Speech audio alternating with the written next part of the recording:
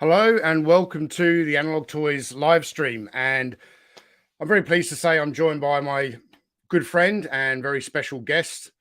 He would be far too modest to say that he is an expert on Indiana Jones, but I believe him to be so, particularly an expert on Indiana Jones costuming, and has very much helped me out over the last few months on my own personal journey to assemble a relatively accurate Indiana Jones costume. So without further ado, I would like to introduce my friend, Michael French of Retro Blasting. Hi.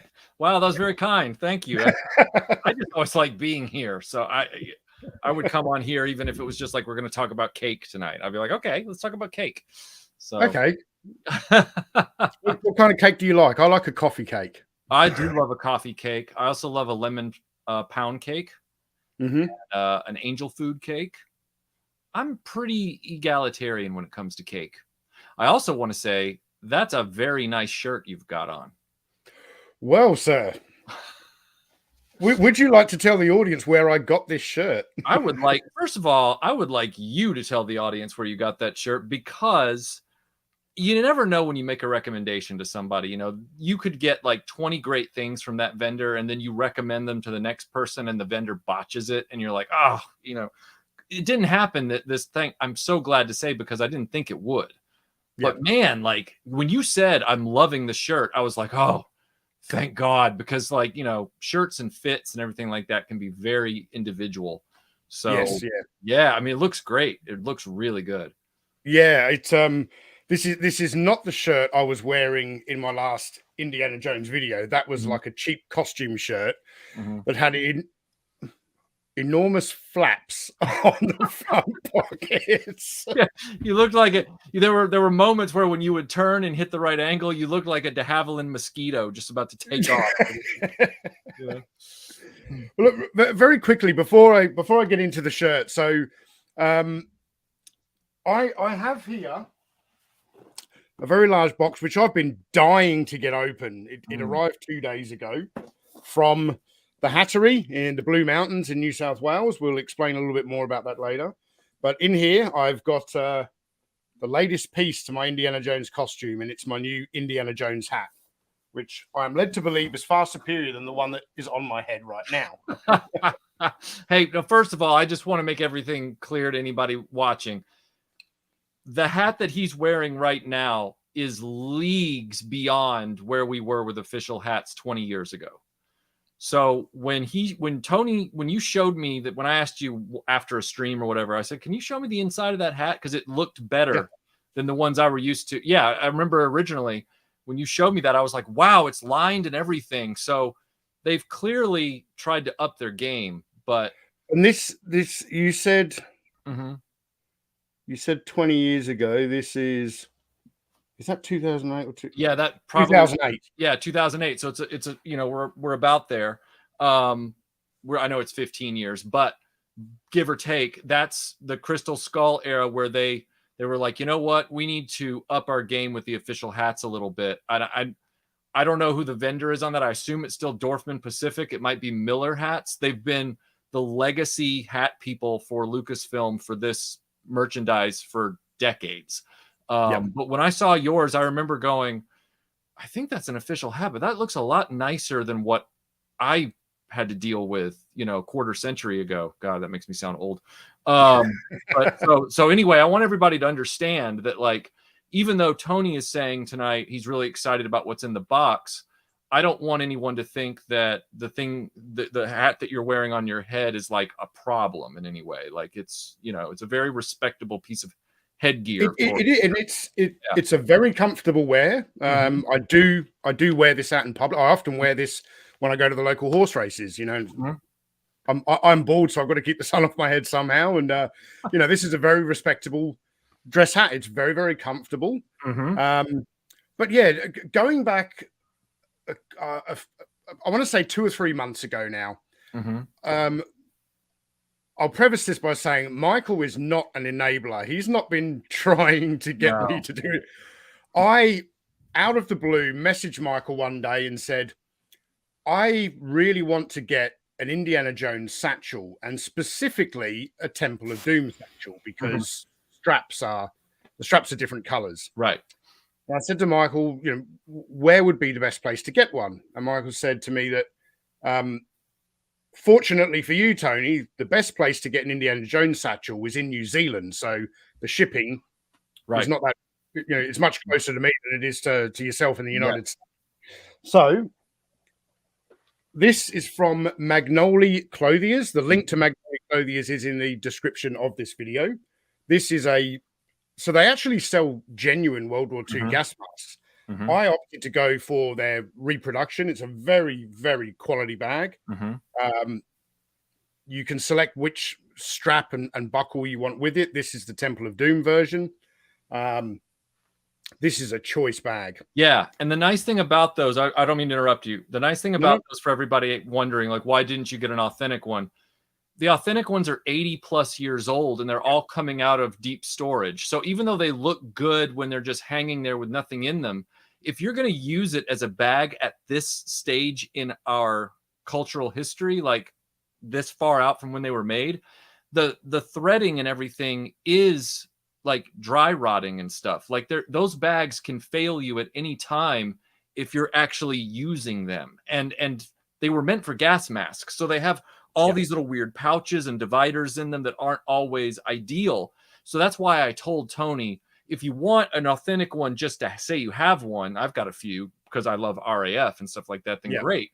But if you're going to use it, oh man, that one right there is it all day long. Like, yeah. And I wanted one that I could actually use and not be worried about, you know, putting something in and ripping out the bottom or whatever. So I remember the day I went over to the Magnolia website and, you know, on Michael's recommendation, and I started browsing the satchels, and then I started browsing everything else.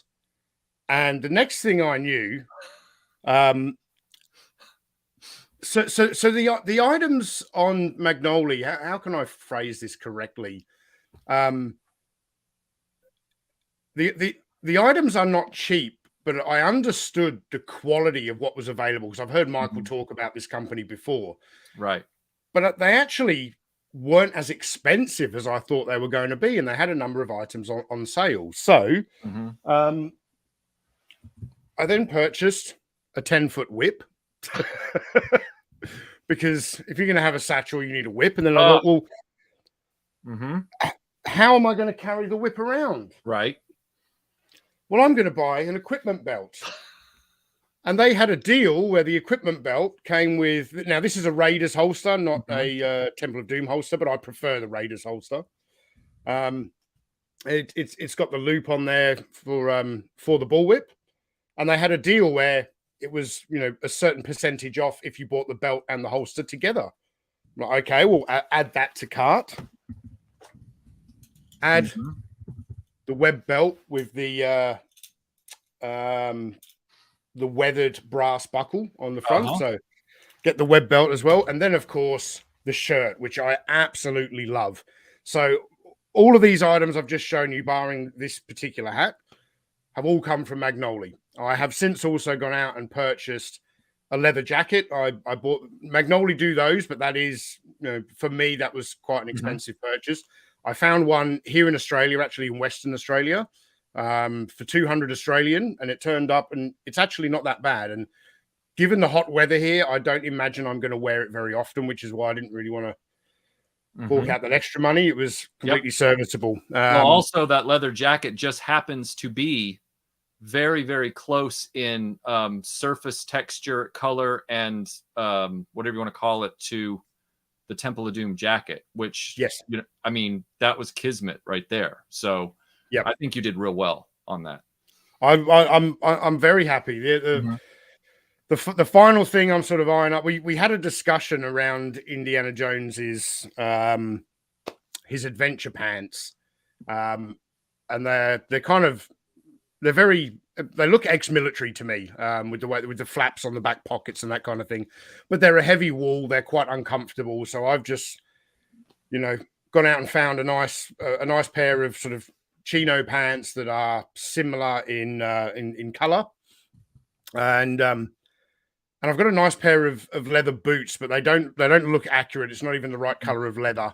You know, I want to be comfortable when I'm walking around, but I am finding myself about once a week going over to the Magnoli website and looking at his adventure boots. And oh, well, that, you know what, if that's the way you want to go, he still does great stuff. So it's not like you're buying crap products or anything. You're buying the best that you can get.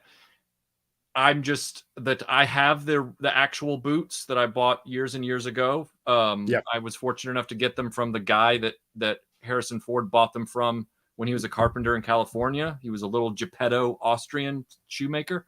He didn't make the shoes; he sold the shoes, but he was a very experienced shoe guy. He anyway, pencil in his ear, apron, all the stuff, and they're very nice shoes. I'm like you. I have a lifetime of experience, not military style, but, you know, being outdoors, hiking in the mountains, all that kind of stuff. And those Indiana Jones boots, they're very impractical for that purpose. And so, you know, that's my only caveat. So yeah.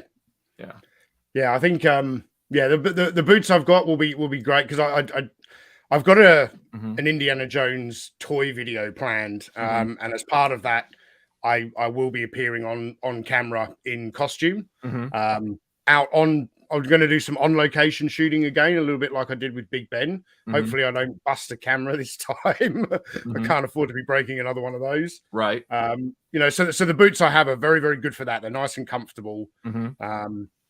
Now, I did want to discuss a little bit about the different variations of Indiana Jones hats, but before we get into that, real quick, we've got a couple of super chats here. So, first of all, from KBA, thank you. He says, "Is it wrong of me to want to get a 6-inch Indy figure just to give his hat to my Desert Rat figure?" No. I think you have to get because the actual Indy figures, the hats are glued onto the head, right? So I'm assuming if you remove it, the top of the head's going to look a little bit weird where they've glued it on. I think the only way to just get the hat on its own is to buy the short round figure. But whether that looks okay on a figure set, I think in that scale, because of the thickness of PVC plastic, to make something that would fit on the head is probably going to look a little bit oversized. Right. And from MP, thank you. He says, maybe you already answered, just got online, but why isn't Michael wearing his Indy getup? I have an answer to that. It was a conscious choice. There are two reasons. One, you never show up to a party in the same clothes that your friend is wearing. You just don't do that. It gets awkward, especially with women on the red carpet. It's just, two though, this, I want everybody to understand that, like Tony said, I don't enable other people. Like I don't push my interest on other people. Tony has his own genuine interest in Indiana Jones before he and I ever knew each other. So like I'm comfortable in my own skin and I do my own thing, and I don't, as long as people don't beat me up for my interest, I don't beat anybody up for theirs. So when Tony came and said I'm looking for more indie kit and I want to, you know, I wanted to help him out. But when he said his box, his hat was here, this is going to sound really lofty and I don't mean it to, but I've been obsessed with this since 1982, 83, and I've been collecting indie hats since 1989.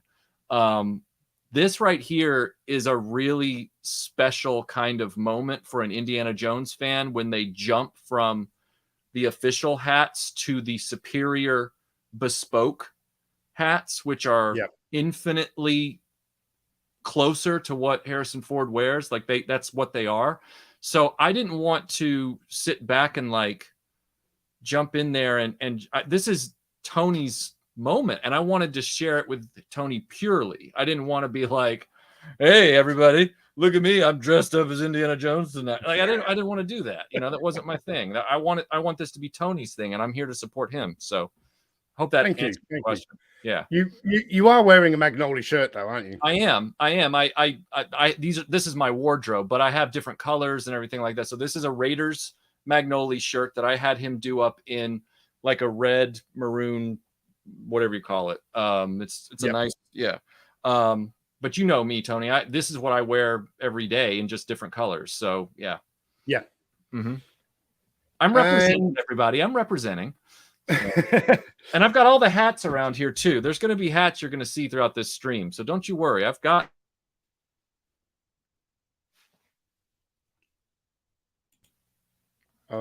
Did we lose Michael or did you lose me? You just blinked for a minute. Okay, you're back. That's good. Okay. We have a Dillinghamism. He says, Brian Dillingham says, for 2 YouTube toy titans. Thank you very much. Very kind. Dillinghamisms are always nice. Yes, absolutely. All right, so there are some people out there who would say that Indiana Jones wears the same hat in every movie. Have you heard that? I have, yeah. I want to go on a little bit of a journey here. We're not going to touch on Dial of Destiny because I haven't seen the film, so I don't really want to talk about that. But we're going to go on a little bit of a journey about the different Indiana Jones hats, and then at the end of that, we're going to open up this box and see what it looks like. Just prior to doing that, though, I will say I was having this chat with Michael after a live stream. I think when you were on with me and Laser Pants talking about the Jurassic Park gates and stuff. Yep. And we were chatting afterwards because some of the stuff had started arriving from Magnolia, and I had the shirt and the bag and everything. And Michael suggested that there was a hat company in Australia that I am very familiar with, Akubra,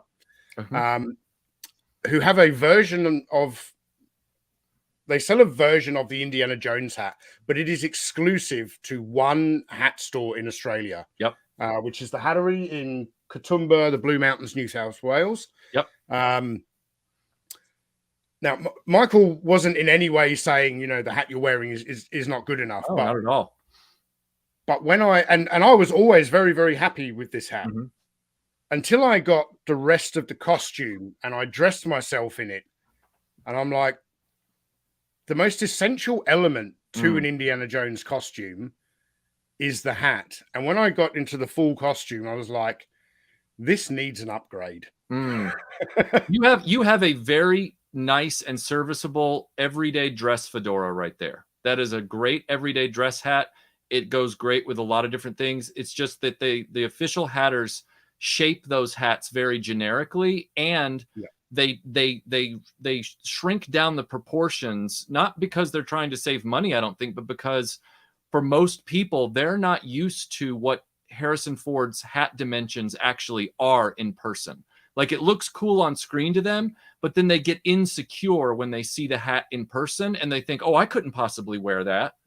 And it's like, well, but that's what he wears, And I think for a lot of people, I think those official hat companies know that. And so they sell a slightly smaller fedora to make people feel more comfortable just wearing it, making it more appealing to purchase. Right. Yeah. But much like when you start doing a YouTube channel and you've heard people say, I can't stand hearing my recorded voice play back at me. And you and I know that after like 5 videos, your brain hears it the same way in your head and on the computer. But you try to tell people that and they're like, oh no, I hate hearing my voice, recorded back at me. You get used to it when you start editing videos. Yeah. Right. I haven't had that feeling since when I was in Iraq, making a documentary. So yeah. And that's the thing with these fedoras is that like every time I would upgrade my fedora, it was a different adjustment because it was getting closer and closer to the Harrison Ford hat, right?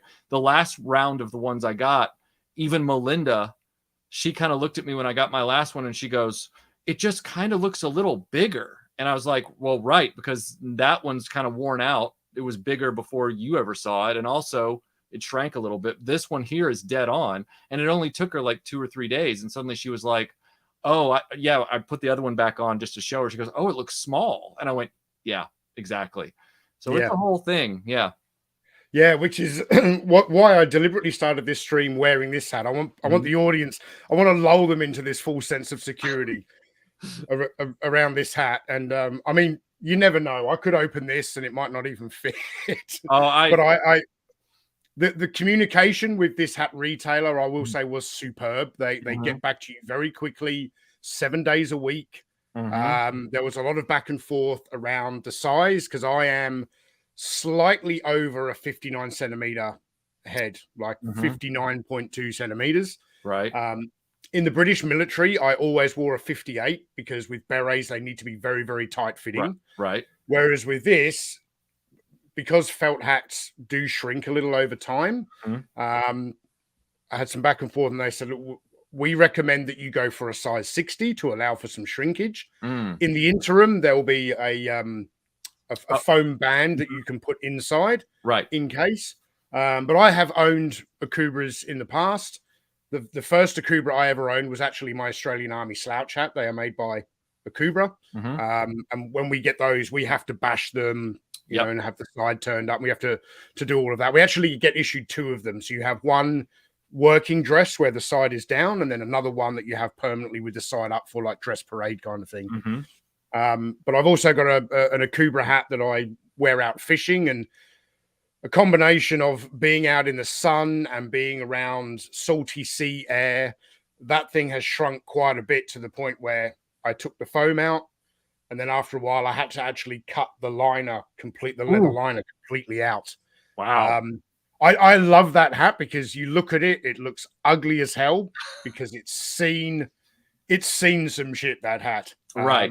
So I still enjoy wearing that when I go out fishing. Now you can get yourself a retainer for your hats. It's a little, you know, with a sort of a threaded middle section where you just put it in there, you pop it in there when you're not wearing your hat, and you just make it snug like it would be on your head, and then you leave it there so that it never shrinks up on you. I have 3 or 4 of those. Well, I may do that with this one. The Akubra that I wear fishing, that just lives in my car. It never comes out of my car, so it's always available. You know. Yeah. But I really like it the way it is now. It's had years of service. It's beaten up. It's my hat. You know. I'm just shocked that it still fits you at all, given that you leave it in a car in Australia heat. That's amazing. See that right there is a testimonial to Akubra ruggedness with their hats. That's one of the reasons why I'm not only have I owned an Akubra like the one you're about to open, but Akubra's reputation is well known for being some of the most bulletproof hats on earth. So yeah. And KBA here says Tony's hat, I've seen shit that would turn you white. Just while we're on comments, we do have a few more super chats here. So, a world made of cardboard, thank you. It says slightly off topic. How does Tom Baker's hat compare to Indiana Jones? I don't think that's off topic. It's not. Tom Baker was the first celebrity hero to wear the Herbert Johnson poet. I'm sure the Herbert Johnson poet made appearances in other films in different colors and stuff over the years, but he was the first person to really use it in a famous way. And the shaping of the crown is slightly different, and the brim is uncut. So like Harrison Ford's brim is dimensionally cut, where it's slightly shorter on the sides than it is on the front and back. With Tom Baker's hat, they just let the brim be the full all the way around. So it's the full slouch hat, which Deborah Nadelman, who's now Deborah Nadelman Landis, she was the original costume designer on Raiders of the Lost Ark.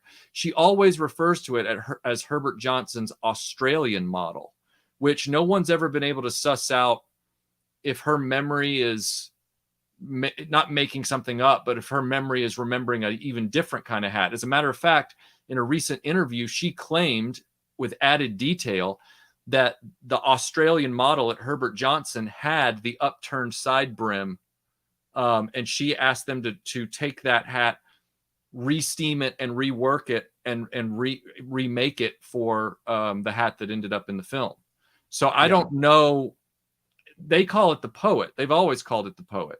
But some people have some people have speculated that the Poet was Temple of Doom and Last Crusade. And that the Raiders hat was a different animal, which could be that Australian model, whatever that is. So, yeah. We have one here from Bobby Valor. Oh, I've never heard of him. Says he loves Kathleen Kennedy. Well, Jared Leto's Joker, who's the worst Joker ever, and Barbarian is better than Destroyer. And I'm also disappointed. That's a cheap super chat, Bobby. But thank you for being here, sir.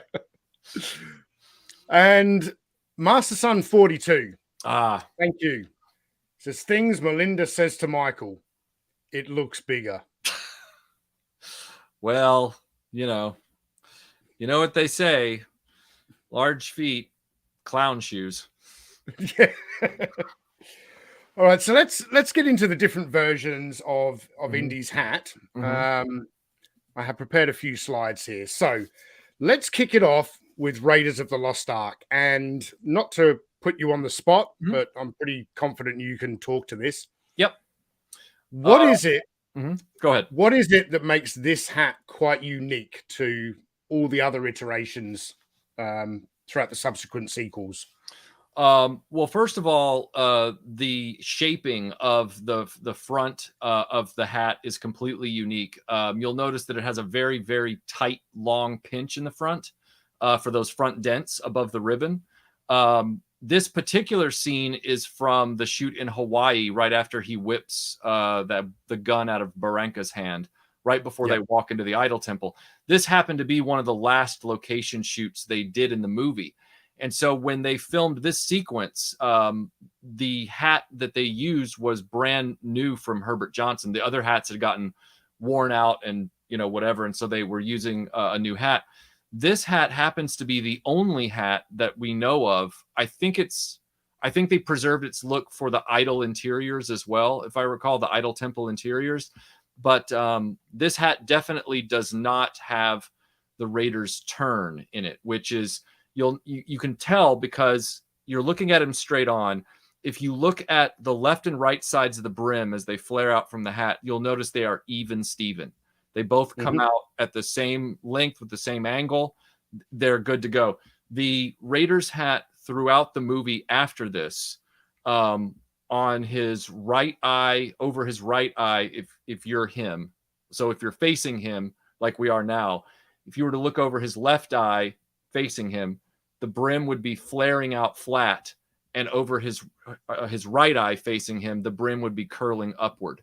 Because what they did for the hats at some point in the process, we don't know how it happened, they actually put those dents in off center to the forward and back of the hat. So when Harrison Ford would put the hat on his head and center the dent up, the brim would actually be torqued on the oval. Does that make sense? Yes, yeah.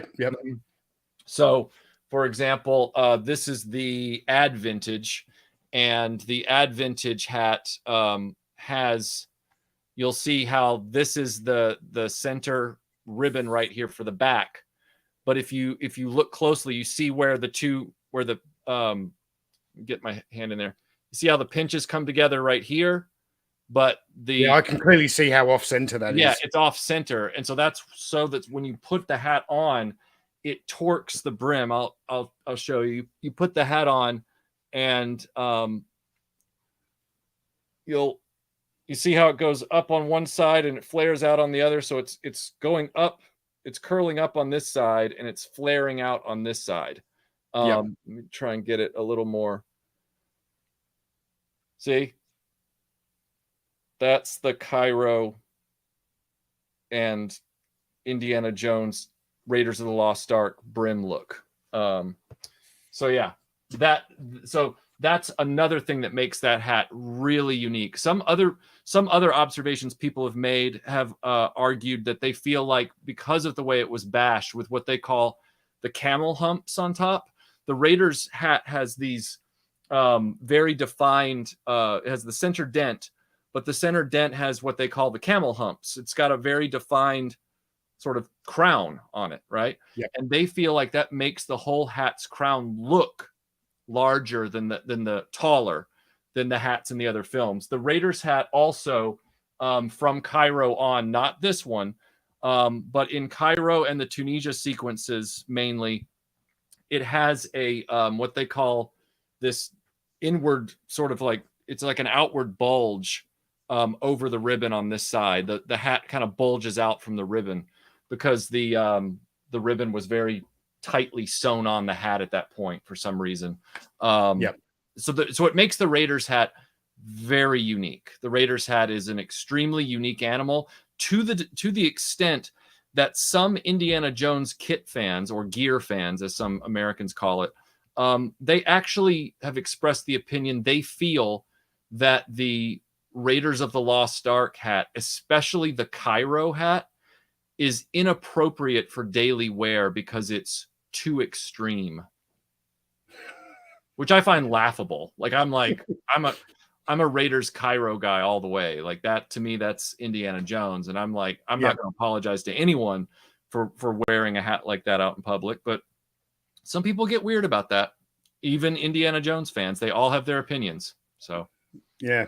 I think extreme comes to like carrying a bullwhip every day. Right. Right. Exactly. Not just wearing a hat. I want to see if this works. So I'm going to flip myself up onto full screen and then back again. I'll do that a couple of times. Mm-hmm. Look at this Raiders hat and then look at the hat that I am wearing. Mm-hmm. There's no center pinch. I'm actually wearing this slightly off center, but there's that center pinch isn't there. So when you do this a couple of times, and when you're building an Indiana Jones costume, and you were very, I was very happy with this, and then as the full ensemble started to come together, this started to stand out more and more and more as not quite there, not quite there, not by a long shot. But again, it's actually closer. It's going to be closer to the subsequent films because they base those official hats. Those official hats have always had the advantage of what they did when they changed the hat for the subsequent movies. And so it allowed those official hats to look a little less, what do you call it? A little less Raiders, a little less Stark, Yeah. So on the next slide here, I'm sure you are familiar with this. Yep. So this is a screen-used hat worn by Harrison Ford in Raiders of the Lost Ark. Sold at auction in 2015 for over $500,000. Yes, because they thought that hat was lost. That is actually the Tunisia location shoot hat. So that is the hero hat from all of the exterior shooting. So the Cairo basket chase, shooting the swordsman, the airplane fight, all that.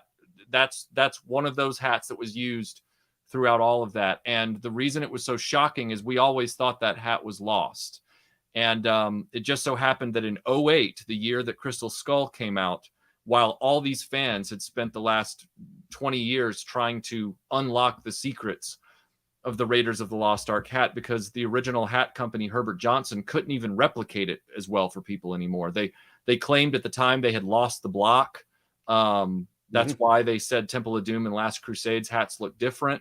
And then all of a sudden, this hat was purchased by Screen Used. Screen Used is kind of like Prop Store. And at the time, it was owned by a guy named Desi. And he had purchased the hat from a stuntman that had worked on Raiders. It was all documented. The provenance was there.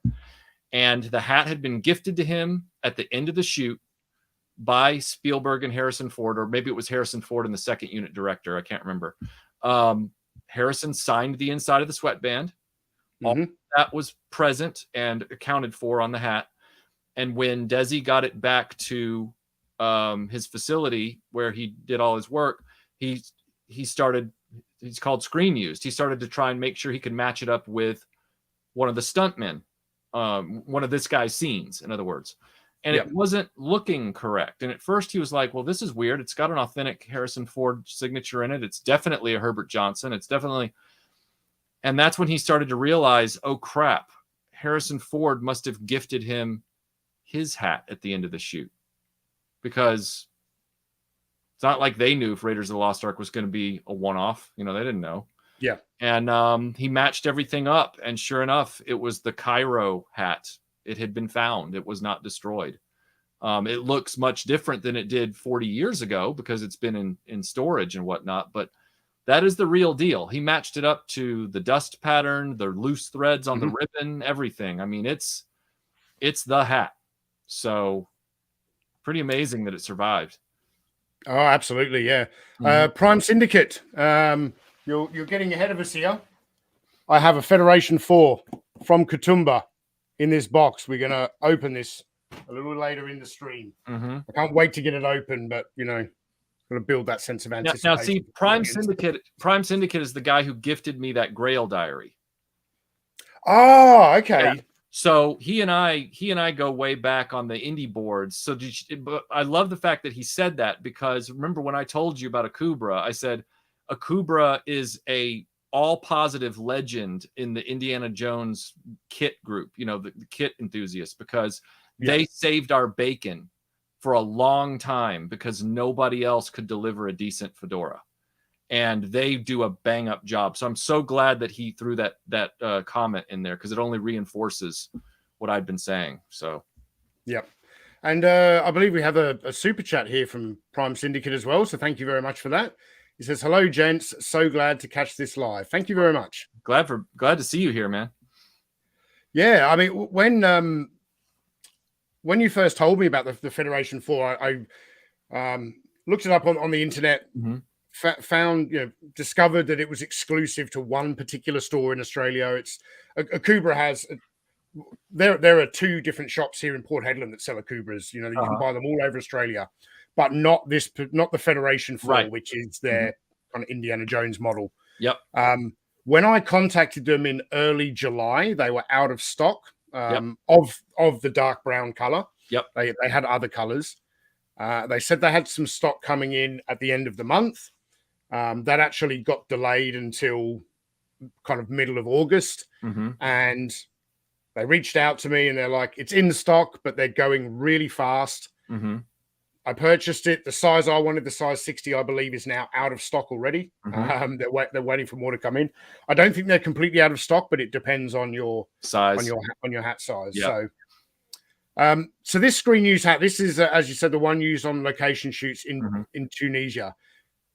Am I correct in saying that this hat is not this hat? No, it is not that hat at all. That hat is the one that was used for the Hawaii shoots, Hawaii location shoots that doubled as Peru. So, yeah, this is the Tunisia hat right here. Now, if you look at the image there on the left, there's off center from the pinch in the front of the hat. There's also a crease in the brim. Yes, which that's very unique to the Raiders Cairo hat.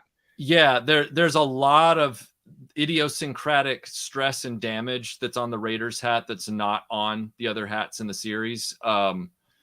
There are all these stories that are told by Deborah Nadelman and others that, you know, when they were getting ready, you know, to head out to Tunisia and in all their spare time, she claims that if she wasn't sitting on the hat and crunching it up, you know, just idly. And obviously there was more than one hat. Don't get me wrong. We had hats for the stuntmen. We had spares for Harrison Ford.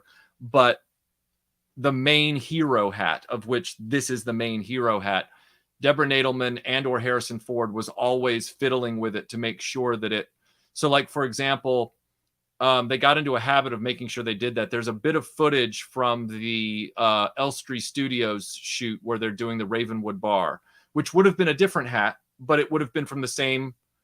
you know, batch, you know, it would have had the same.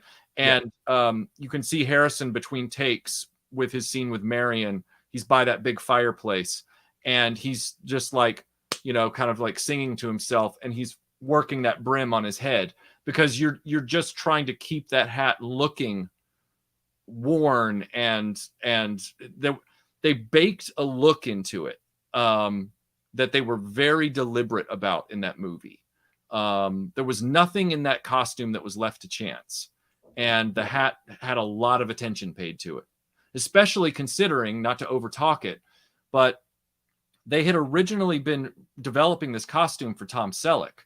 That's how close it came down to him not being able to get out of his Magnum PI contract. So they had to rework a bunch of things at the last minute, the jacket really being one of them. But all of that, works into why the costume came together the way it did. And the hat is, as you said at the beginning of this stream, it's what caps everything off. It's the most important, striking visual element of his whole outfit. Yes. Yeah. It's used effectively in most of the films. Mm-hmm. The silhouette of Indiana Jones. There's that wonderful shot that I like where they are unearthing the well of the souls, and it's dusk, the sun is going down, and you've got all the diggers on the top of the hill clearing everything away, and Indy gets changed out of the clothing he was wearing in the map room scene where he had the Arabian headdress on. Mm-hmm. And it's just the silhouette of him. Right. He takes it and he dons the hat, and it's one of those iconic moments in pop culture that cemented this hero as an iconic hero and not just another cinematic hero. Where did Lucas get the inspiration for giving Indiana Jones? Because I mean, a leather jacket is not really ideal to be worn in the jungle or even in Cairo, but the jacket and the hat, as I understand it, was inspired by another film. Yeah, there's actually a few films. It seemed to have been a kind of a trend in filmmaking back in the 40s, especially. You have China with Alan Ladd, where he's wearing a leather sort of like pilot's bomber jacket, and he's wearing a brown fedora. It was a black and white movie, but it was a dark fedora, so we assume it was a color brown. And then there's obviously there's an inspiration for the hat. They talk about Treasure of the Sierra Madre, where the hat looks very beat up on Humphrey Bogart. But the main inspiration for all of it comes from the 1954 film Secret of the Incas with Charlton Heston, where he's also wearing a World War II pilot's bomber jacket, which that would make sense. There were a lot of veterans around at that time because the war was only a few years finished. So they would have still had their leather jackets. And he's wearing a serious brown, I would call it a safari hat. It's almost like, well, not almost, it's very much a brown version of what Stuart Granger wears in the 1950 King Solomon's Mines, where it has a double stacked brim. It's a very wide brim with an almost puggery type ribbon band around it, and it's got double stacked brim. Like, it looks like a hat with two brims because it does have two brims. But the overall look with the jacket, the khakis, the hat, all that stuff, you can trace that back to Secret of the Incas and China with Alan Ladd. And Secret of the Incas, that's the one where he wears Charlton Heston wears the neck scarf as well? Yes, because he is a pilot. He can fly. Yep. Yep. And what about the crown on this hat? This is very, very unique as well. I know a lot of fedoras are typically shaped with what they call a teardrop type crown. Right. This is not that at all. No, this is a very tall crown with straight sides. Although, like I said, by the time they got to the Cairo and Tunisia scene, well, the Cairo scene specifically, by the time they got to Kairouan, because I believe, if I'm not mistaken, given what I know the making of, I believe they ended the Tunisia location shoot in Kairouan, so which doubled for Cairo, which means that they shot all of the airplane fight and all that kind of stuff and the dig site and everything else first. So by the time they got to Cairo and the Cairo scenes in Kairouan, Tunisia, that hat was really worn in, if you know what I mean. And so it had that bulge that came out of the side above the ribbon. And that might have actually been due to shrinkage around the sweatband, because you can see the sweat coming through the hat at times on Harrison Ford.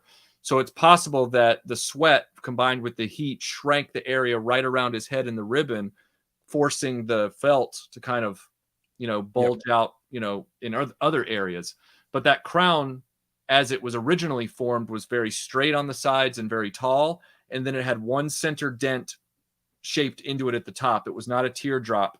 It was just a center dent, but you could wear it that way because the crown was so tall. Your head wasn't going to poke up through the dent. Although if you watch Last Crusade, that's why some people theorize that the Last Crusade hat especially has a shorter crown, because there are many sequences where the entire top of the hat is popped up, like it's popped out, like it's just almost like a dome. So we'll move on to the Temple of Doom hat, and straight away you can see that it doesn't have that stark pinch at the front. Is there anything else that makes the temple hat unique? Well, the thing that makes the temple hat the most unique as far as behind the scenes storytelling is that was when Stetson came in and said, we would like to officially merchandise a series of Indiana Jones hats for this film. And so we would like to get some product placement in the movie. Now, they did not force Spielberg or Lucas to give up the Herbert Johnson hat for Harrison Ford. Excuse me. But you can play like an unofficial, vague, bookie drinking game if you want to with Temple of Doom, where anytime you speculate that the hat might be a Stetson, take a drink, because the hat in Temple of Doom, it really does change markedly from scene to scene. So for example, here on the bridge, that hat is definitely a Herbert Johnson. You can tell it's got the straight sides, it's got the nice high crown, it's got the full brim. Look at his hat when he's trying to fly the trimotor airplane before it crashes. When he's sitting there tapping the fuel gauge and he's like, fuel, fuel. Or sometimes when he's fighting the big thuggy guy on the conveyor belt. Every now and then, not 100% of the time, but every now and then the hat suddenly looks just a little small and a little tapered at the crown, like the crown's almost going into a triangle at the top, and you go, I wonder if that's the Stetson. But they never say, like they never indicate, they've never revealed when it was a Stetson and when it wasn't, all that kind of stuff. He definitely had the Herbert Johnson on for the elephant ride. He had the Herbert Johnson on for all of this stuff on the cliff and then on the rope bridge. I'm pretty sure he was wearing the Herbert Johnson when he swung across the lava pit and was walking up to the statue of Kali. I think in all the big moments, he's wearing the Herbert Johnson. But it's impossible to say with any certainty. You just don't know. It's a very interesting situation. And the merchandising part of the hat for Temple of Doom is equally fascinating, because Stetson, true to their word, they brought out 2 versions of an officially licensed Indiana Jones hat. There's this one, which is this is an original sort of, I'm sorry for the dust on it, but this is an original mint condition retail version of their official Temple of Doom hat. It's wool felt, and you can tell because it has the Temple of Doom authentic hat thing on the inside. Now, obviously, there's no liner. It's a very economical hat, and it doesn't look much like an Indiana Jones hat. This one's actually slightly too big for me. This one looks more like a hat that you would see like Spencer Tracy or Humphrey Bogart wearing in a 1940s movie in like a detective film or something. It's not the adventure. I mean, that is not an Indiana Jones hat. No, in fact, I look like the Kenner action figure. You look like the hat looks like the Lego action figure. yeah, right. So it's it's like this is Genesis for officially licensed budget hats. But the one I'm trying to track down, and I'm trying to track it down in my size because there's no point in buying a fedora if it doesn't fit you, right? Yeah. Stetson also made a Indiana Jones hat that year, and it went for several years in their dress fedora line. So in other words, for adults, that was in the proper sizing. It wasn't just medium, small, large. It was, you had to choose, 59 or 58 or, whatever.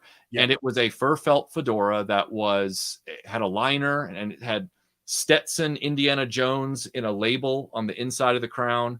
And it's a really cool piece of history. I have found them on eBay. They are not accurate to the movie at all. They do have a center dent, I believe, but they're not high enough.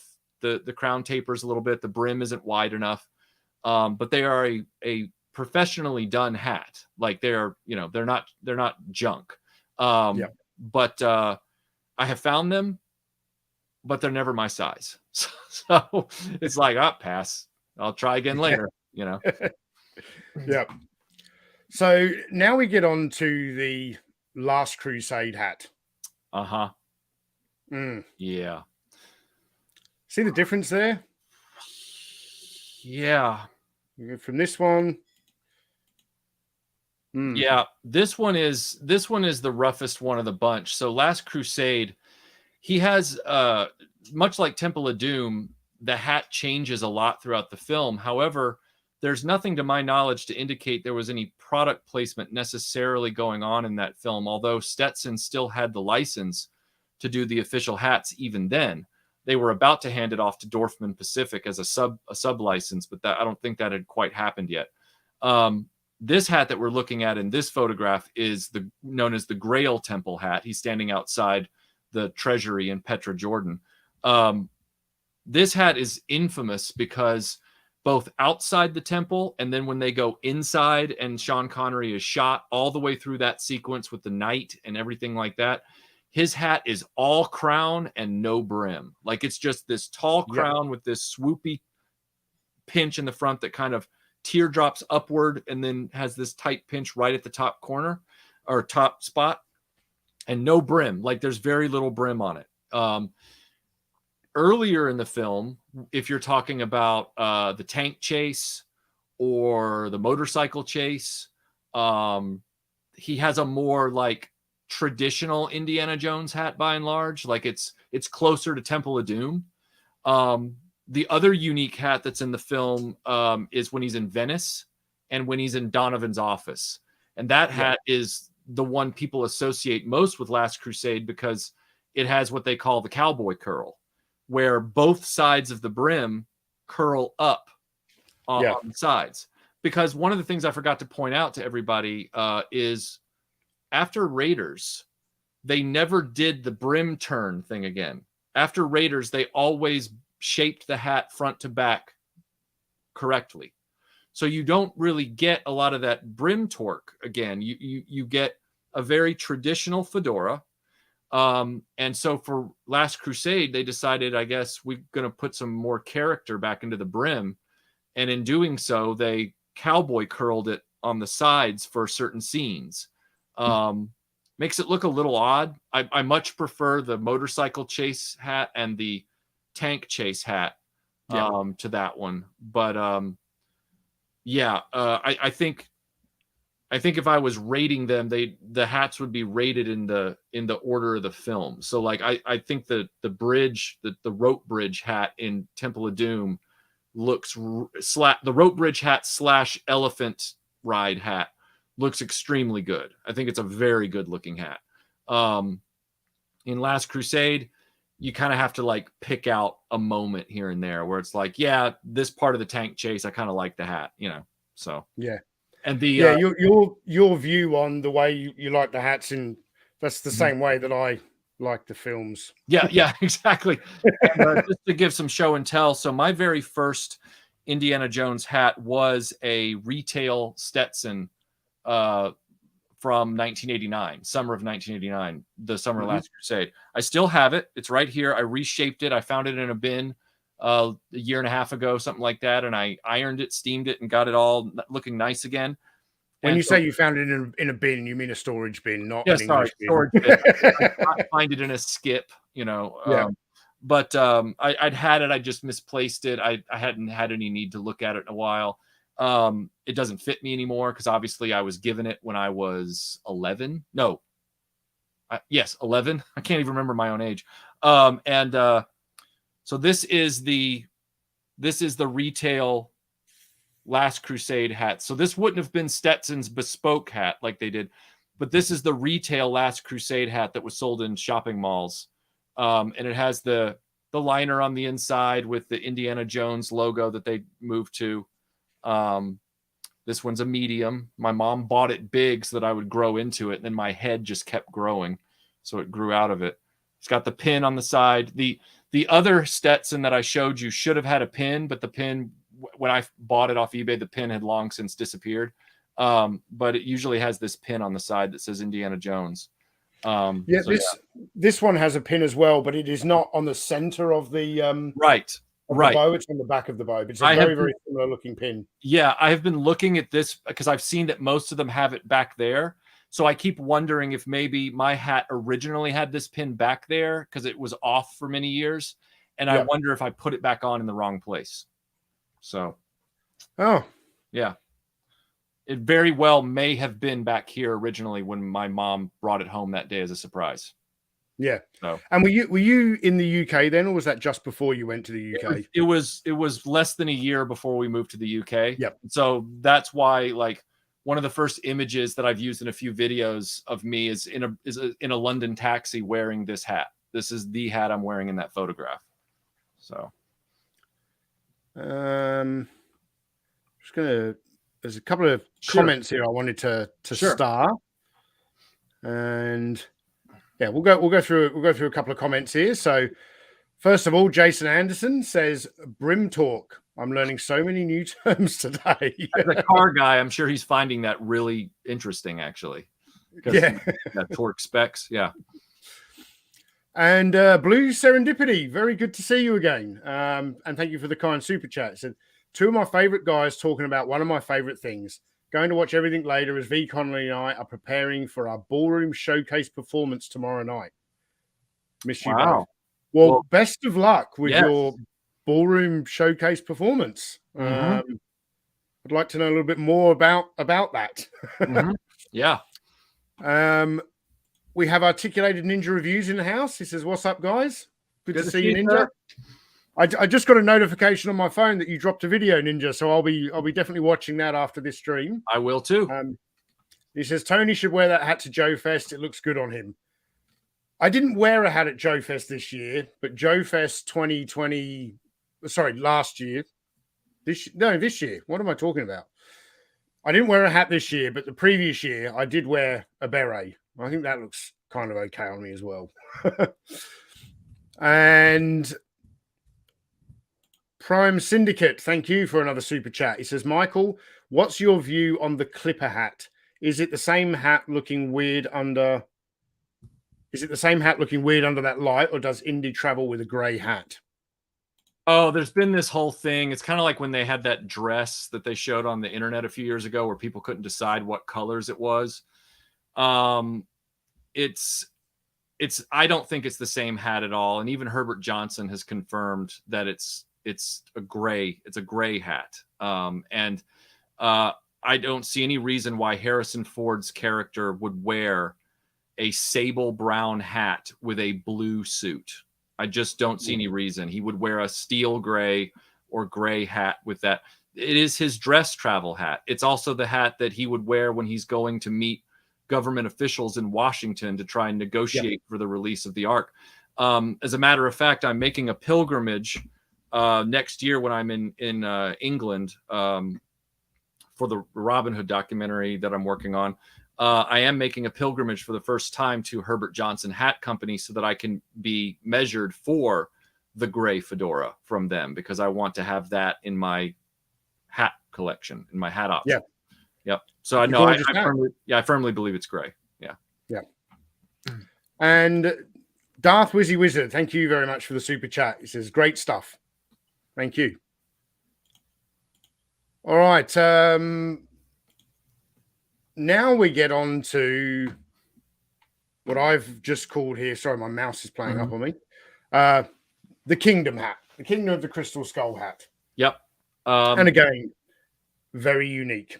Yes. What you are looking at here is the best part of the movie. And I'm not being glib when I say that. I mean, the hat in this movie is, I feel, superior to the Last Crusade hat. It is a very, very nice hat. There's a unique story behind it. You will notice if you go to the Herbert Johnson website, they do not have this hat as one of their offerings. And it's because they did not make this hat. Now, it's the only Indiana Jones movie that they did not provide the hats for. And Herbert Johnson even provided the hat for the Young Indiana Jones Chronicles. So this is a very weird kind of blip. Some people have theorized that the reason that they did not provide the hats for this movie is because the majority of this movie was filmed in the United States. And so there was no reason for them to try and source hats from across the Atlantic. Other people have said, well, Herbert Johnson's bespoke arm had kind of fallen into a little bit of disarray at that time. And so there's speculation. This is all rumor. There's nothing to substantiate this.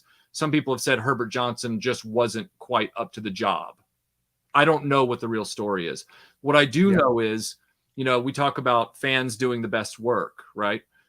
This is the coolest story of fans doing the best work ever, because it was a guy named Steve Delk out of Mississippi in the United States who was a massive Raiders of the Lost Ark fan, and he was trying to learn how to recreate the Raiders hat. He had collected all of these hats from all these different vendors. None of them were satisfactory to him. This is going back to 2003, 2, 3, 4, something like that. Yep. And he finally went to the Library of Congress and said, I'm going to check out books from the turn of the century on the hat making process. And then he started buying up tooling on eBay, vintage tooling, learning how to get hat blocks made, all this kind of stuff. And he started experimenting, trying to get the hat recreated. And then he finally recreated the Raiders hat to his satisfaction. There was still a little bit left to learn that we didn't know yet, because remember, the real hat didn't reappear until 2008. So this was around 2002, 03, 04. And we were just moving to DVD. So we had only had like VHS screenshots and Laserdisc captures until then, trying to look at the hat. We had a few still photos. It was a very different time, right? So yeah, he unlocked the closest Raiders hat that we'd had at that time, and he started selling them to all of his friends, who were the rest of us on the indie gear board. This hat right here, this is an adventure built Steve Delk hat. There's his Ziggurat logo on the inside. You can see the turn is built into the hat. This is real quick, Michael. Did you just say the Ziggurat? I think so. Is that wrong? The Ziggurat is let me just put myself. Sure. Real quick aside, the Ziggurat is an ancient building in southern Iraq that's located just outside the front gates of Anaconda Air Base in Talil. I used to drive past the Ziggurat day in, day out for years and years and years. It was protected by guards from the Ministry of Interior. It's a World Heritage listed site. And just prior to me leaving Iraq, I was obsessed with getting a photo on the steps of the Ziggurat. I'll share that photo on Patreon later. I've got a photo of me and my team on the steps of the Ziggurat, but I bribed my way in with some Playboy magazines and some cigarettes. But that I'm certain that is, because just looking at the logo, that is the Ziggurat. That's it may amazing. very well be the sort of Ziggurat style pyramid in South America, Mexico as well, but it has that look to it. One way or the other, it's got that. It's that kind of structure. It's based on some sort of real structure. But so Prime Syndicate was making a mention of the freshness of the liner. Well, I've had this hat since 2000, late 2004. Sorry, I just blurred out my camera. I'll fix it. Stand by. I'm not going anywhere. I'm just fixing my camera. And all right, going back. Okay. Here, look at that. I'm back in focus. Okay, so originally this hat had a liner in it that had the Staff of Ra headpiece in gold stencil right where this logo is. When Steve Delk was called up by Steven Spielberg to do the hats for Kingdom of the Crystal Skull, he was still putting those liners in the hats. That didn't bother them any. They just said, "Hey, can you swap out that liner so that we don't have any problems with lawyers?" And they said, "Sure." And so they switched over to this logo. So when I sent this hat in to have it reshaped and reblocked in 2018, unfortunately, I had asked. Steve Delk didn't have the business by that point anymore. He had gotten so burned out after the demand for hats after Crystal Skull that he did it for several more years, and then he sold the name and the tooling and everything else to John Penman. So when John Penman redid the hat, I had asked him to please retain the original silk liner so that I could have it. Unfortunately, like anybody that runs a business, John got into a workday mode, and he accidentally disposed of my original liner, which sucks. But this is an original Steve Delk Adventure Built hat. And you can tell because it was all about the Raiders thing back then. But this is not the way the hat looks in Crystal Skull. He tried to get them to use the Raiders look, and they said, no, we want it to be something closer to Temple of Doom and Last Crusade. But the hat is still an extremely nice hat in that film. And that's a quite interesting choice to want it to be more like Temple of Doom and Last Crusade. Yeah, there are theories, all unsubstantiated, as to why. Some people have said it's because some people have claimed that it's because there was some legal thing after Raiders where they realized they didn't have a licensable copyright on that hat, so they had to change it by 25%. But even then, you can't license a brown fedora. Like, there's no way to really do that. So I find that explanation to be pretty thin. It's probably just more to do with they just decided for some reason after Raiders of the Lost Ark and going into the other two films that they just wanted visual continuity, or they just liked the way it looked. There's no way to know why. But they've never gone back to the Raiders look. Not to get ahead of ourselves, but there are indications that the torqued brim came back slightly in Dial of Destiny, but we'll leave that on the floor. So I didn't grab an image of the Dial of Destiny hat as right. I haven't watched the film. I've watched half of the film and just could not put myself through it anymore. Dial of Destiny, yeah. Up to his departure in New York, where he says goodbye to Sala and then nearly gets hit by a taxi cab, and I was like, fuck this shit, I'm not watching this. Yeah. It didn't help that I didn't have a very good copy of the film to watch. I believe it comes out it's available digitally in a couple of days' time, I think so. Yeah.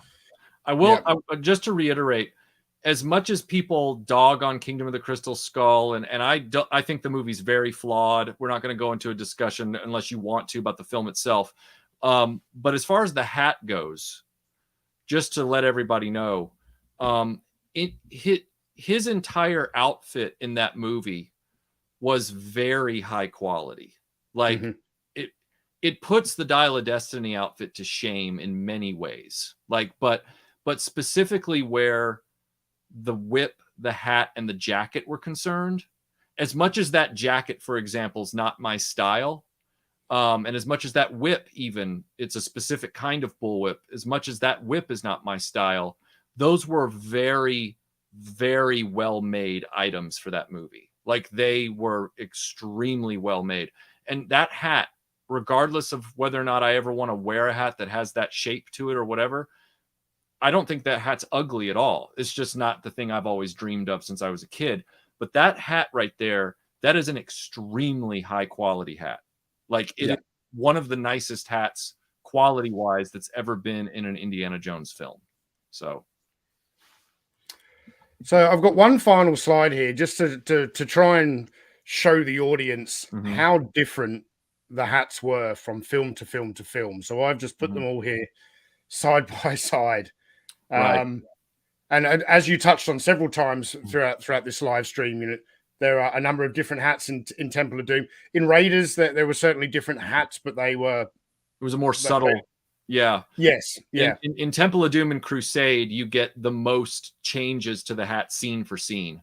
And you can see kind of like if you line up the production calendars for each movie, like all the exterior stuff that they did in Sri Lanka, the rope bridge, the village, the elephant ride, he's wearing that hat that's in the photo there. When they go into interiors or they're in an airplane cockpit, the hat can start to change at times. It becomes a little more hit and miss. Crusade is the same way. You know, you get the cowboy curl hat in Donovan's office, you get it in Venice. But then in Castle Brunwald and then on the motorcycle chase, you get different hats. They're not so markedly different that if you're casually watching, you're going to notice. But if you start getting, like, for example, when you said, I want to do Temple of Doom's my favorite movie, I knew you were going to start drilling down and looking closely. And you just naturally start to do that. Because like with Raiders, I like the hat in the Well of Souls. I got nothing wrong with the hat in Well of Souls. I got no shade on that hat at all. But I wanted Cairo. I wanted Cairo and airplane fight and truck chase. And that was all one subtly different kind of hat that when you actually look at them side by side in photographs, you go, oh, it's not as subtle as I thought. But in Temple of Doom and Last Crusade, when you line up some of those photos, especially that Grail Temple hat, it's like, oh, that really is a very different hat to what he's wearing earlier in the film, you know, or whatever. So much so that, as KBA says here, the Crusade picture almost looks like a different actor.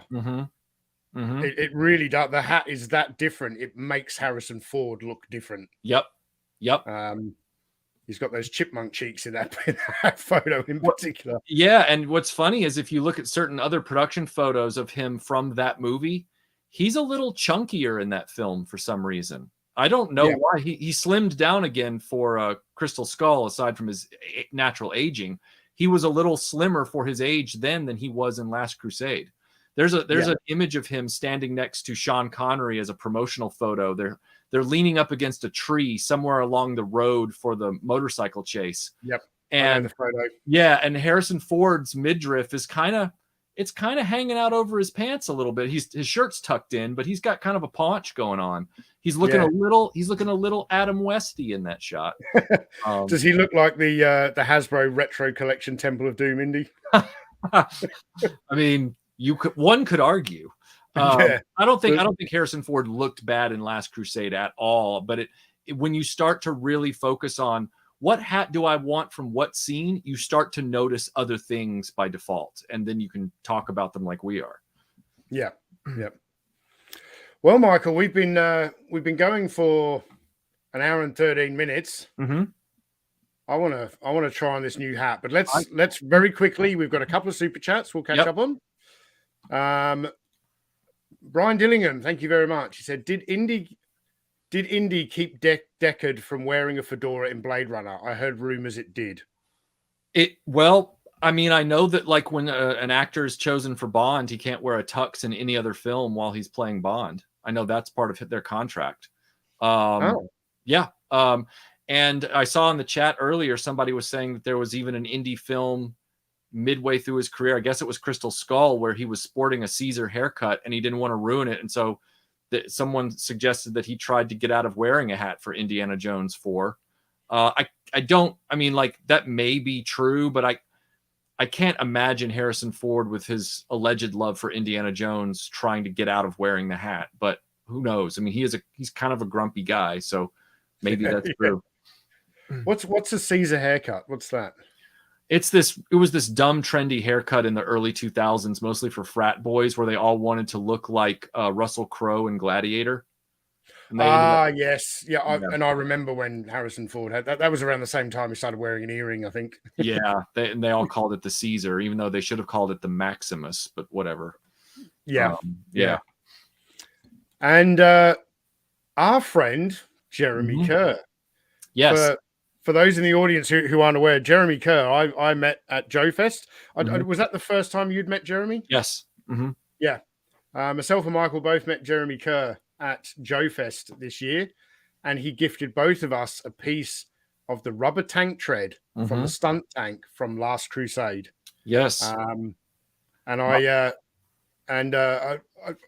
me and Jeremy have been chatting on email. I've got a plan for the way I'm going to display my piece of rubber tank tread. And when I finally get around to getting that finished, I want to give him the opportunity of seeing the first photo of what it looks like. I've got this plan in my head of how I'm going to display that. So thank you for the super chat, Jeremy. He says, unfortunately, I'm too hairy to pull off a good indie cosplay unless there is a deleted scene of him held captive for a few years.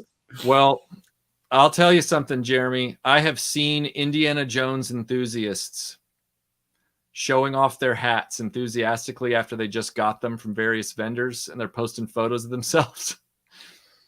They've got hair that's 3 times as long as you. They're just wearing some sort of like, beach t-shirt, cargo shorts, no socks, and Crocs. And I'm sitting there going, let me get this straight. You paid hundreds of dollars for an Indiana Jones hat, and you're going to wear it with that? Like, I'm not saying people should always wear that with like an Indiana Jones shirt and khakis. I'm not saying that. But there's a certain look of clothing that goes better with a hat like that than what a lot of these guys are wearing. So on the one hand, I appreciate the fact that you're trying to be objective. On the other hand, don't sell yourself short, because I'm telling you right now, if you think you couldn't pull it off, I have seen 30,000 times worse in my travels. And these guys do not care. They walk out of that door, they're like, hey, hey. And I love their unapologetic enthusiasm for their life, but I also know those photos aren't going to age well. What's that animated animal character that dresses like Indy? Oh, Chippendale's Rescue Rangers. Chip. Yeah. I've seen humans who look more like that than Indiana Jones. Yeah. It's pretty funny. But like I used to joke with people about vacation photographs, and because they would say, why do you always wear long pants? And I'd say, well, because all my heroes never wore shorts, and I was very impressionable, and also because I'm all legs at 6'3", so nobody wants to see me in shorts, including myself. And they would say, well, like you're always wearing like at the time of field shirts and stuff like that.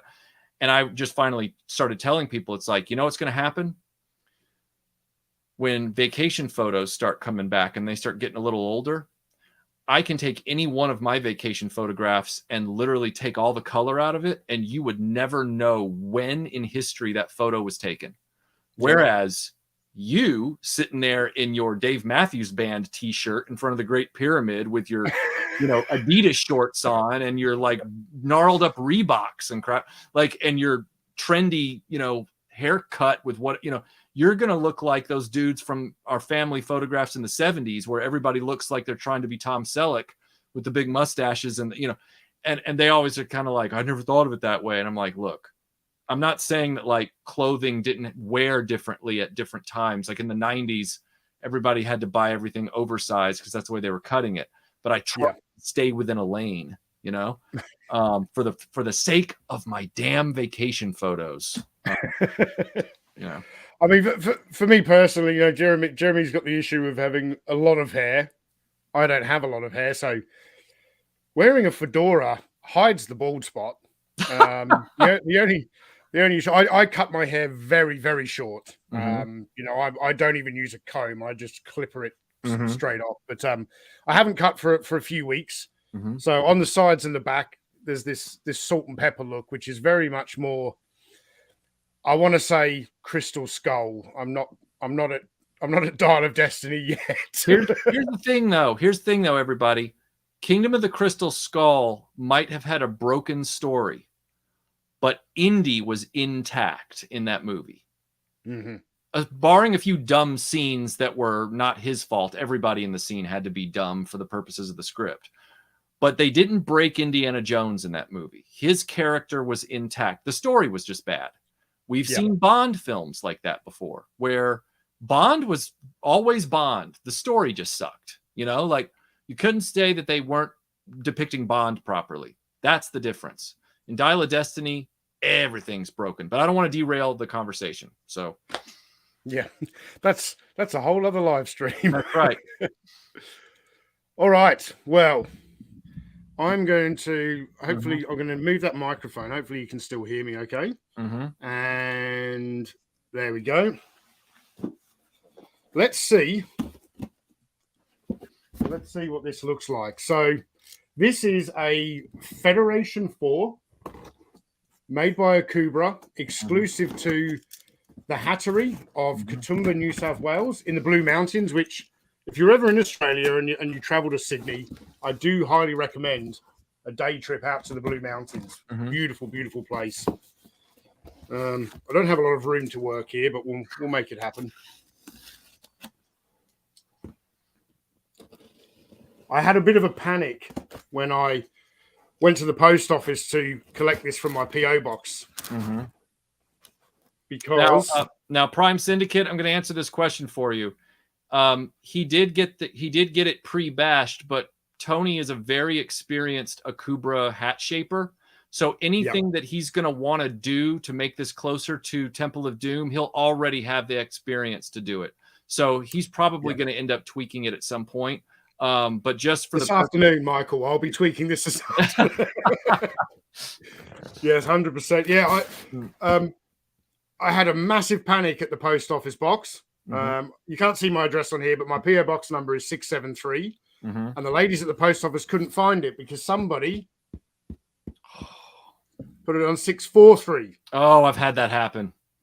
But we got there in the end. I was lucky that it has the Hattery on the side, and it appeared around the corner, and I'm like, that's it down there. And so we have a letter saying, "Thank you for your order, Tony. Enjoy your Federation. All the best." That's From great. The staff at the Hattery. Wow. Oh, wow.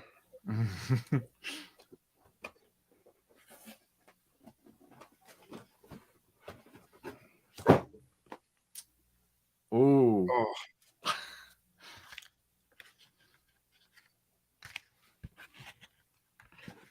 Man, it's quite the upgrade.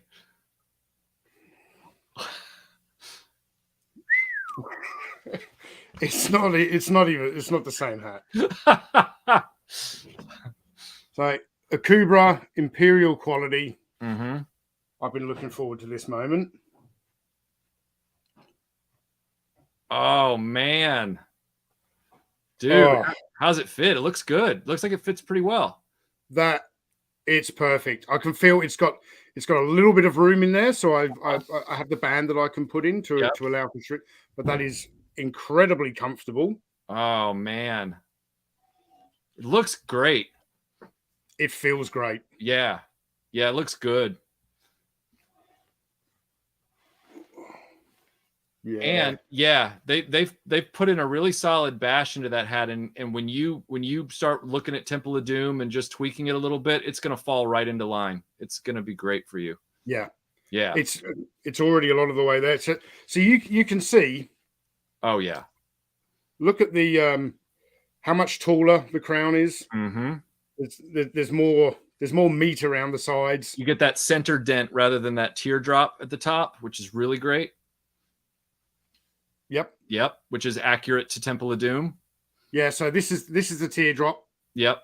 Which a lot of even licensed Indiana Jones hats, which is rock. Yep. You've got the center dent. Another thing I really didn't like about this, it has the edging. Yep. Indy never ever had edging on the brim.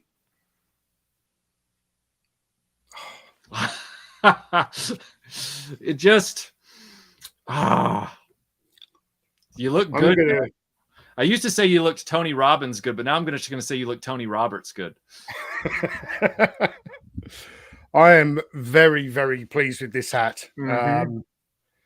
Yeah, so they do a standard version and a deluxe version. I don't quite know what the difference is. I'm not sure either. Yeah, and there's about a $30 difference, I think, between the and when I was speaking to them just last week, because I placed this order on Friday, it was shipped on Monday and arrived here on Thursday. So, yeah, when I was speaking to them, they said, "Oh, we don't have the deluxe versions in stock, and we don't have an ETA." And I'm like, "Well, I'll just go for the standard." I mean, the quality of this hat, I can't imagine what the deluxe version is. When you told me that story a few days ago, I went and looked up and tried to do some reading on some forums and everything about it, like Fedora Lounge and other places. Everybody said it had nothing to do with the actual quality and durability of the hat. They said both hats are Akubras and both hats are equally indestructible, high quality, like they take a shape, the felt is great. It's something to do with like the way that the felt is dress finished or something for the deluxe. It's like an extra just little bit of, I don't know if it's pouncing or something like that, where they just kind of they give it a little extra layer of polish, but they say that otherwise they're fairly indistinguishable from one another. Oh, it's nice, isn't it? I promise to keep you clean. No cat hair. I had to get one of the sticky rollers out and give this one a clean before I tried. Right. But remember, you now own a hat from a company that's known for nothing can kill it. Yeah. Which is exactly what an Indiana Jones hat needs to be, as far as the actual what those hats get put through in the romanticized narratives of those films. The hat is almost magical in those movies because it can just take it and keep going, and that you won't get any closer to that than an Akubra. So we have the Akubra logo here at the front, Federation 4, and made in Australia, which is just like Kylie Minogue and Vegemite. You're speaking my language now in both instances. Prime Syndicate says the only difference for the deluxe is that the leather on the sweatband inside is softer. Oh, okay. Yep. Which this is what I'm used to from Akubra anyway. As I said, I own a personal Akubra. I still have my Australian Army slouch hat Akubra, which, as Michael was talking before about being familiar with bashing. In fact, keep the audience entertained for 1 second, Michael. I'm going to grab my slouch hat. Okay. So, Drew G, I'm telling you right now, Drew. When we were trying to get, you say I've got to get one of those hats. When we were on the forums back in the early 2000s trying to get a better Indiana Jones hat going, and there were all these efforts through. We were trying to get Borsalino to do one. There was a hat company in Chicago called Optimo. We were trying to get them to do one. Then Peter Brothers in Texas, and everybody was just kind of rolling donuts, and we were paying the price. Akubra came forward through some people on our forums who were in Australia, and they worked with Hats Direct, and Akubra delivered a hat, and we couldn't believe how good it was, both Indiana Jones accurate and versatile. It can take many different Indiana Jones movie shapes and be very credible, but it was also such a high quality hat versus the dollar you were paying. So you get more bang for your buck out of an Akubra than any other hat that's sold for Indiana Jones enthusiasts. And that's not to say that if you're not an ultra Indiana Jones enthusiast, I'm not saying it's not worth it to go get a hat that's like from Herbert Johnson or something where you pay a lot more money, but that's because you're just like an Indiana Jones fan like myself that just can't let it go. But like for the purposes of, I'm an Indiana Jones fan that wants a hat and I don't just want something that came from a Lucasfilm catalog or a theme park, the Akubra is the one to get. Like that's the one that's going to satisfy every need that person has for the rest of their lives. I mean, I've owned an Akubra Federation. It didn't die on me. I ended up giving it away to a friend when I bought the Adventure Built one. And she's local. She's got it to this day. She uses it for Doctor Who costuming. She loves Tom Baker. It's a great hat. They're indestructible. I can't say enough good things about them. Yeah, if you really want to see the potential that you can get out of this hat, follow Magnolia Clothiers on Instagram. Yep. The guy who owns that company has one of these Federation 4s that he has bashed to look like a Raiders hat with the sharp pinch, and it's incredible. It's disgusting how close he was able to get. Like, it really is 99% dialed in to Raiders of the Lost Ark at a glance. Like, the hat is so versatile and yet so well made and so durable. And then you see the price versus the prices of all the others, and you'll understand why the Federation has been beloved by the Indiana Jones hat community for so many years. And they're in Australia. So, and you'll find a link to their website in the description of this video. As I said, they're very, very good at communication. So if you are interested in buying one, reach out to them. Their contact details are on the website. If they don't have your particular size in stock, I recommend contacting them by email. They'll put you on the wait list, and they're very, very good at communicating. It's one of the best customer service experiences I've had in several years. Yeah, it really has been great. And Drew, I'm sorry, just one thing, Drew. Yeah, Tony, when he got his hat, he had them do the pre-bash for it, so it was dialed in so that he wouldn't have to make as many extreme tweaks to it to get it to Temple of Doom.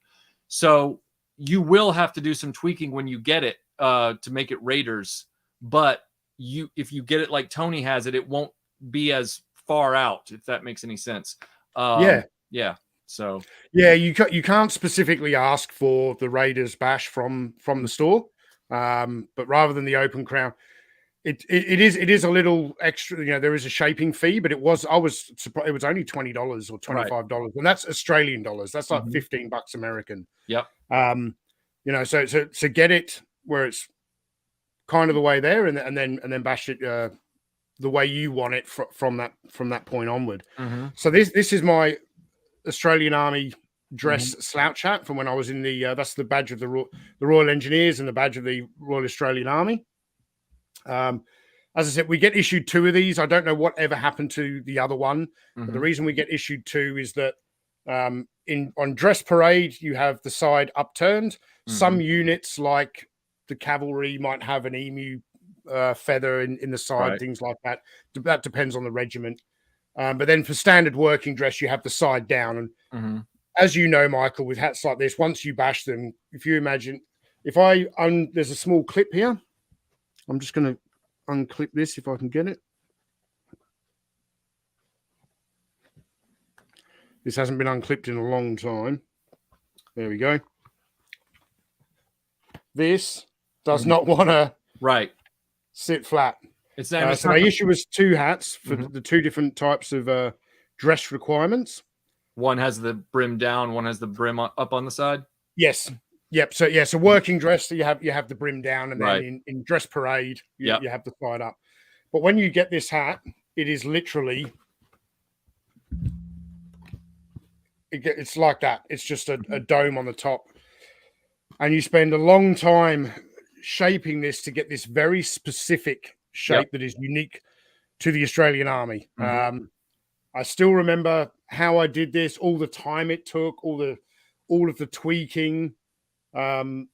Even now, like I don't wear this thing very often, but I'll often I'll get it out for like an Anzac Day live stream or something if I'm doing something like that. And I do every now and again have to re-iron this side of the brim so it's nice and flat. And the Australian slouch hat is worn very forward on the head. This is this is actually too small for me, but that's the way you're supposed to get them. And held in place with the strap, with the chin strap. Yep. Akubra, man. Akubra, there's a reason they are a legendary Australian hat company. Yep. I was just thinking, you know, Akubra could do well to start an advertising campaign where they get Kylie Minogue, and instead of I already agree. I can't get you out of my head. Oh, I can't take it off my head. Akubra, I know, right? I'll sell you that idea. Oh man. There's a question here from King Eric asking, is Stetson the most expensive of the bunch? King Eric, I don't want to misconstrue you. Stetson is not even a contender in this. Stetson still sells what they call the Stetson Temple, but it's effectively their dress grade fedora that used to be their officially licensed Indiana Jones hat from 1984 through 88 or whatever it was. But it was never accurate to anything in any of the Indiana Jones movies. So I don't want you to get the wrong idea. I don't know why Stetson is in your mind. As we've said, Herbert Johnson was the original hatter out of London, and they're still in existence. But there's a lot of people. There are a lot of other hatters in the business who are making very, very nice Indiana Jones hats. There's Akubra, as we've seen out of Australia. There's another hatter in Australia who I can't remember off the top of my head. There's Steele and Jones out of South America. They do great Indiana Jones hats. Advintage out of Germany is the one that I showed earlier. This one right here. They make Thomas makes amazing Indiana Jones hats. And then Adventure Built, which is John Penman hats. He has the Adventure Built Indy 4 legacy with his hats. So I know Stetson is like, for Americans, that's like the one hat name they know is Stetson. Like they think Stetson, they think quality. Maybe for rodeo hats, maybe for cowboy hats, maybe for just some dress fedoras for Sunday wear, like, church service or whatever. But as far as Indiana Jones, they are not the person you want to go to. Like they don't specialize in that anymore. They never really did. They were just trying to sell hats back in the 80s. Yeah. So yeah. Because you got to remember, hats back then in the 80s were not in vogue anymore. So the opportunity that presented itself to tie one of their hats to the Indiana Jones film series to try and move headwear was a big deal to them. I don't blame them for doing it. And they made a nice hat, but it's not an Indiana Jones hat in any shape, form, or fashion, no pun intended. Yeah. I'm just having a look at some of the care and instruction sheet that comes with this. They really want you to look after your Akubra hat. I'll be reading through a lot of this information. I'm already familiar with. I was taught this stuff in the Australian Army when I got issued my slouch hat and those kind of things. But as I said, the link to the Hattery in Katoomba, New South Wales, it's in the description. So is a link to Magnoli Clothiers.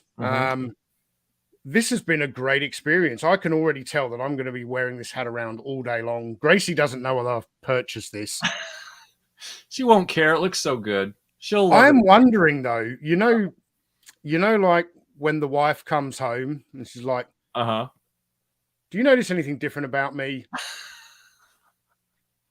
And I have learned over the years to just go, your hair looks amazing, because that's always what it is. Right. But deep down, I know that I can't tell the difference from when you left this morning to when you came home this afternoon and spent 4 hours in a hair salon. So I'm wondering if she comes in and goes, why are you wearing this hat? Oh yeah, she might not even know the difference for a second, but once you show them side by side, she'll know. Like she'll see it immediately. Yeah.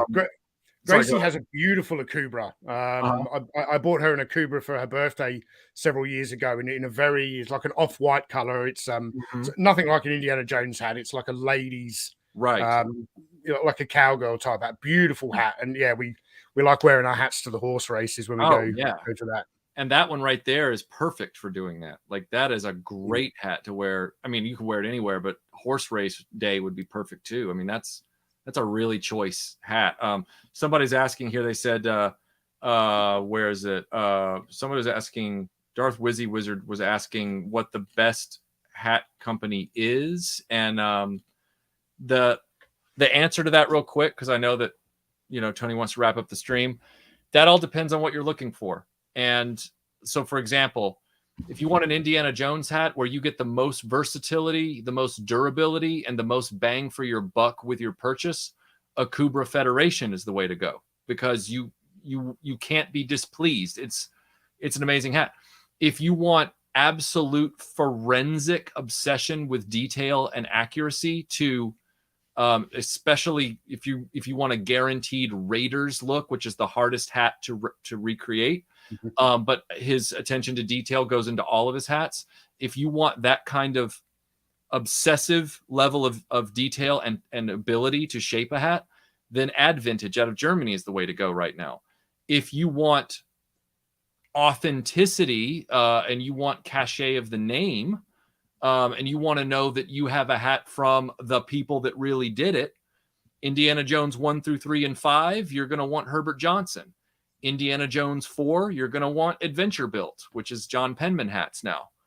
Now, John Penman he's a great hatter, but remember, the original actual hatter of Indiana Jones 4 retired.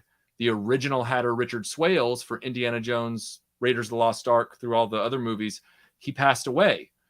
The store is still there. So the label is still there and they're still making the hats. It's all about what's important to you. You're going to have to make that decision for yourself. So, yeah.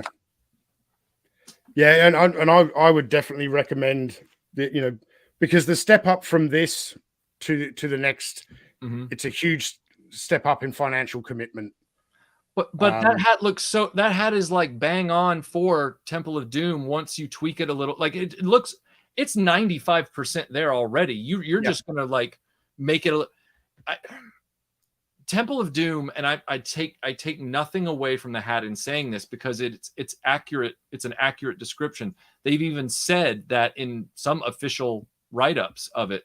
The Temple of Doom hat is in many ways the most straightforward classic fedora in any of the Indiana Jones films. Like, it is a straight up honest, 1930s era fedora. That's what it is. Brown with the dark brown ribbon. And there ain't nothing wrong with that, because when they tried to get clever with the Last Crusade cowboy curl, I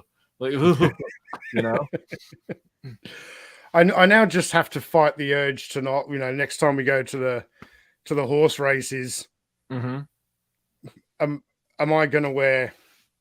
I'm probably going to wear the Magnoli shirt. Yeah.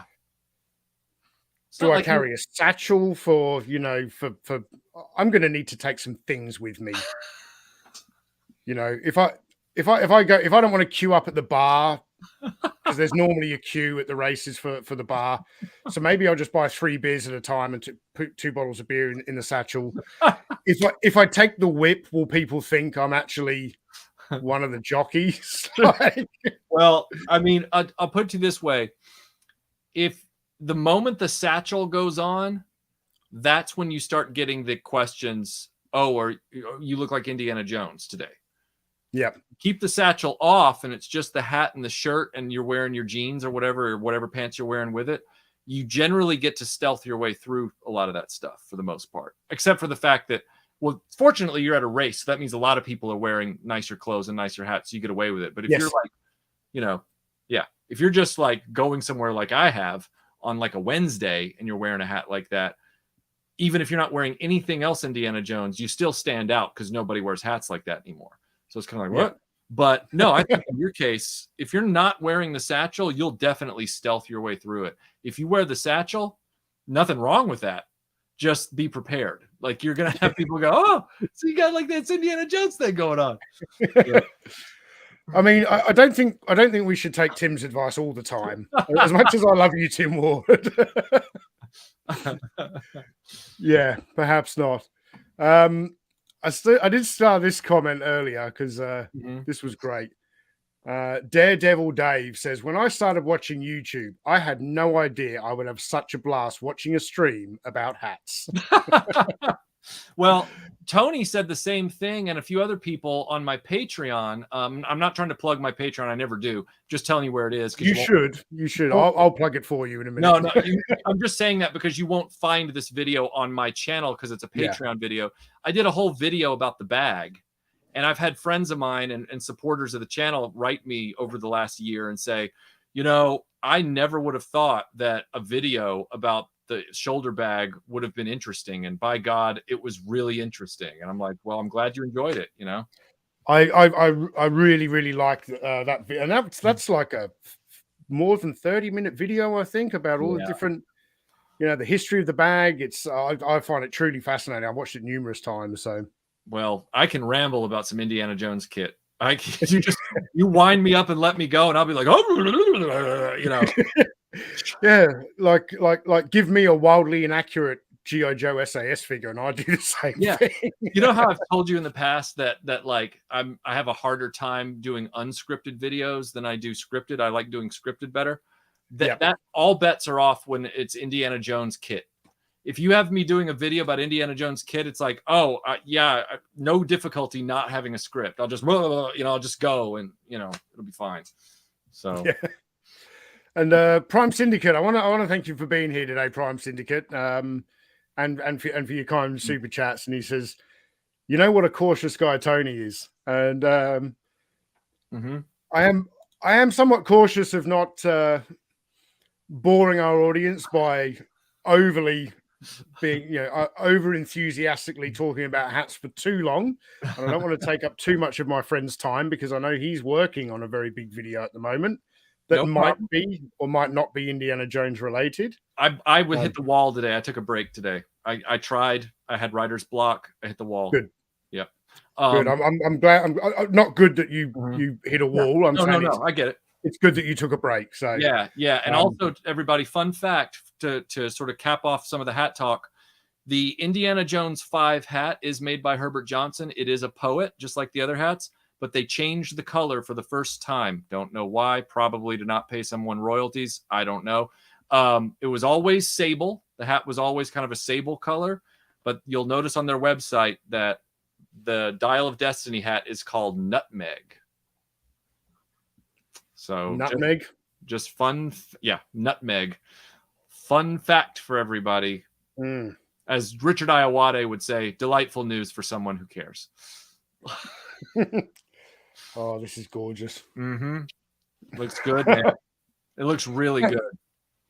Thank you for coming on and sharing this with me. Absolutely. I was glad. It's made the experience a little bit more special having yourself here to share that share the moment. So and then you'll know what you're going to start loving?